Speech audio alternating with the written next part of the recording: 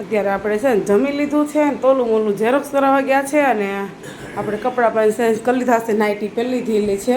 તો આજે મારો હસબન્ડ થોડાક દુઃખી થાય છે એમ કે અત્યારે આપણો સમય ખરાબ છે તો કોઈ આપણી પાસે ઊભું નથી. તો હું એને શીખવાડું છું કે જ્યારે સુદામાને દુઃખ પડતું હતું ને ત્યારે કૃષ્ણ એની જોડે હતા ને, ત્યારે સુદામાને કોઈ આમ ટેન્શન નહોતું.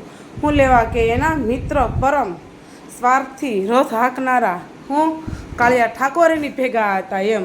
તો કાંઈક જીવનમાં પણ આવું છે કે હું હજી છે ને અત્યારે બહાર નથી પાડતી કે મેં કોનો હાથ પકડ્યો છે એમ.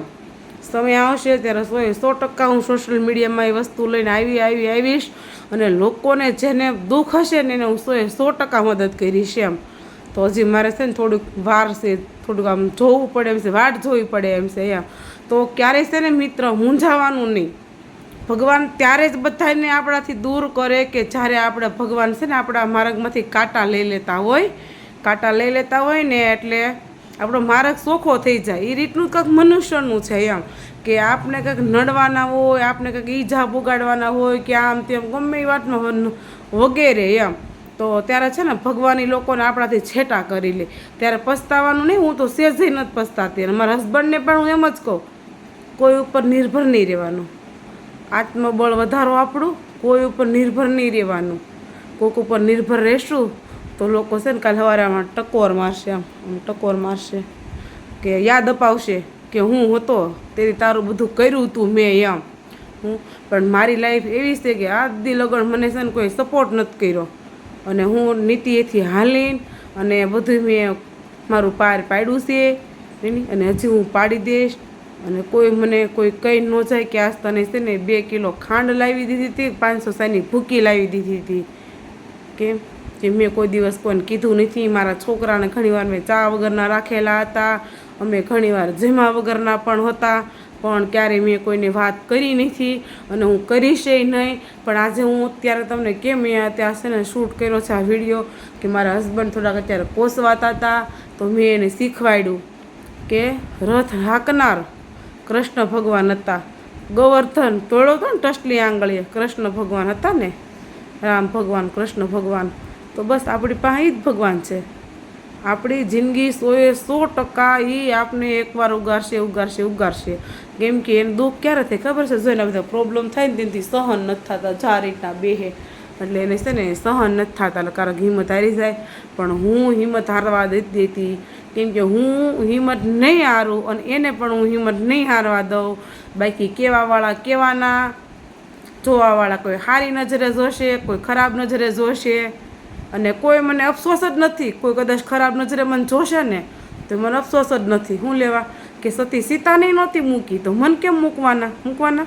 વાત મારી રાઈટ હોય ને તો મને કોમેન્ટ 100% કરજો. હું તમારા બધા કોમેન્ટનો જવાબ તમને વળતો પાછો આપીશ કે આ રીતનું છે. તો જિંદગીમાં કોઈ પર નિર્ભર નહીં રહેવાનું. જ્યારે તમારી મુશ્કેલી હોય ને ત્યારે કોઈને કહેવાનું નહીં. હા, તમે સ્કેનર મૂક્યું હતું ત્યારે એમાં 6000 રૂપિયા પણ મારે આવેલા હતા. મારા હસબન્ડની હું 3 વાર દવા લઈ એટલે 6000 રૂપિયા આપણે એમાં વપરાઈ પણ ગયા હતા. અને રહી વાત કે મને છે ને પહેલેથી જ ઘર સજાવવાનો મને બહુ શોખ. બધી વસ્તુ મેં ધીમે લોન ઉપર લીધેલી છે. 2-3 હજારના હપ્તા રાખીને અને ઘરમાં ટોટલ વસ્તુ છે. અને હજી આશા કરું છું કે ઘરમાં છે ને એથી 7 ગણું મારા ઘરની અંદર થઈ જાય. હું તો મારા ભગવાન પાસે એ જ માગું છું. સાંજે સવારે 2 ટાણા દિયાબત્તી કરું ને એટલે ભગવાનને એમ કહું કે સુખ શાંતિ ને સંપત્તિ દેજો મારા જીવનની અંદર. ગાડીઓ બંગલા મારે નથી જોતા. કેમ કે જો બંગલા પડ્યા રહેવાના અને ગાડીઓ પડી રહેવાની.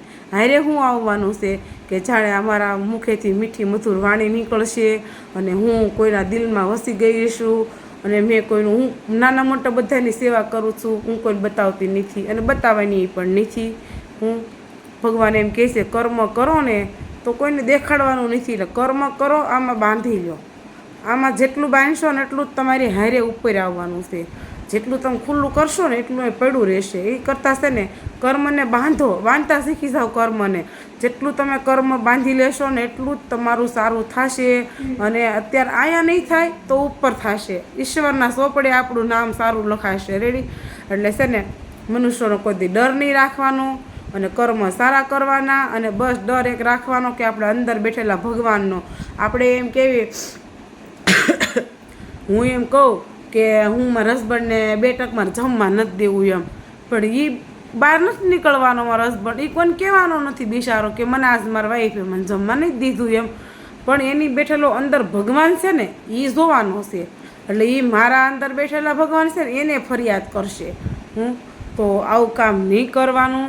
કોઈનો બીજાનો ડર રાખો કે ન રાખો, પણ અંદર બેઠેલા કુદરતનો ડર રાખવાનો કે કદાચ તમે મને બધા 2 ગાળું દો કે એવું કરશો ને તો હું તમને ગાળ નહીં દઉં, હું મૂકી દઈશ, રેડી. પણ જ્યારે કુદરત હિસાબ લેવા બેહે ને ત્યારે કોઈને મૂકતો નથી. એટલે મારી વાતમાં જેને સમજણ પડી હોય ને એ મને કોમેન્ટ કરજો. અને દુઃખી ક્યારે નહીં થવાનું. અને તમે કોઈ દુઃખી હોય ને તો મને ફોન કરજો, તમે તાર હું એનું સોલ્યુશન લાવી દઈશ અને તને ખુશ પણ કરી દઈશ. કેમ કે હું અત્યારે કેમ મારી લાઈફમાં ખુશ રહું છું, તો એ ખુશ ઉપરથી જ મને યાદ આવ્યું કે હું એટલી ખુશ રહું છું ને તો લોકો જોઈ નથી શકતા, શું કરવું જો મારે. હવે એનું નિવારણ તમારી પાસે કંઈ હોય ને તો મને કહેજો, તો હું તમારા પાસેથી શીખું એમ.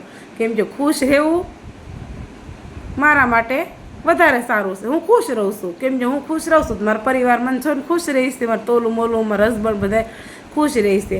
તો લોકો આપને જોઈને બળે છે. મેં આજે બ્લોગ શૂટ કર્યો હતો, નાનો એવો શોર્ટ વિડીયો બનાવ્યો હતો કે લસણની કળી તેલમાં તળી ગાભાનું નામ લીધું હતું, મને યાદ નથી, મને ભૂલાઈ ગયું. મારા હસબન્ડ થોડાક ભાવુક થઈ ગયા હતા ને તે સીધા મારો માઇન્ડ છે ને તરત જ આમ દોડવા મળે, ચકડી લેવા મળે એમ કે મને છે ને એને કંઈક થાય ને તો એ મારાથી સહન ન થાય. એના આંખમાંથી એક આહુડું પડે ને તો મારા આંખમાં એને પહેલાં કેટલા આહુડા પડી જાય. એટલે આવું અમારું 2 જીવન છે, એકબીજા પ્રેમથી ને શાંતિથી રહી છે. તો બધાને ઘરની અંદર પણ અમને આનંદ છે. ભલે છાશ રોટલો ખાતા હોય પણ હંમેશા સુખી રહેવાનું. તો શું કહેવું તમારું બધાનું? કોમેન્ટ કરો, શેર કરો, ફોલો કરો અને ફટાફટ મને કોમેન્ટમાં કહેજો કે આ વાત તમને મારી કેવી લાગી છે એમ. જય મહાદેવ.